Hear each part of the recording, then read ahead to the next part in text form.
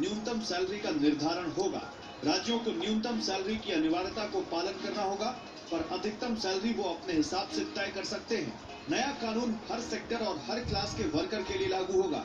Parliament से bill pass होने के बाद कानून बनेंगे और अलग अलग कैटेगरी के लिए मिनिमम वेज तय करने के लिए राज्यों के बीच कंसल्टेशन होगा।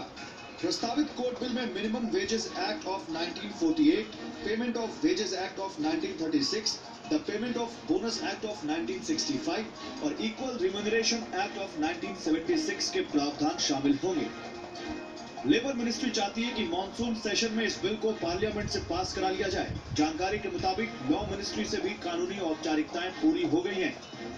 फिलहाल नॉन स्किल्ड लेबर के लिए केंद्र सरकार की ओर से मिनिमम 325 रुपए प्रतिदिन के हिसाब से तय किए गए हैं, लेकिन हर राज्य में अलग अलग दिए जाते हैं। हालांकि पुडुचेरी में ये 55 रुपए प्रतिदिन है, जबकि दिल्ली में 331 रुपए प्रतिदिन।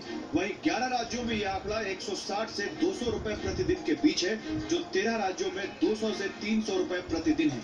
जाहिर है, अगर यही पैमाना नए कानून के मुताबिक होगा तो पूरे देश में नॉन स्किल्ड लेबर के लिए न्यूनतम वेज 325 रुपए प्रतिदिन होगी।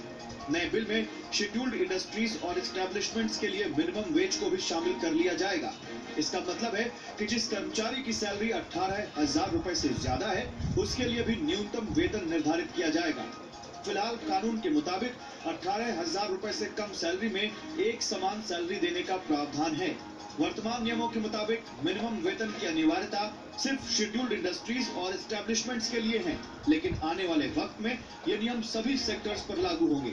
यूनिवर्सल बेसिक इनकम की दिशा में इसे बड़ा कदम माना जा सकता है।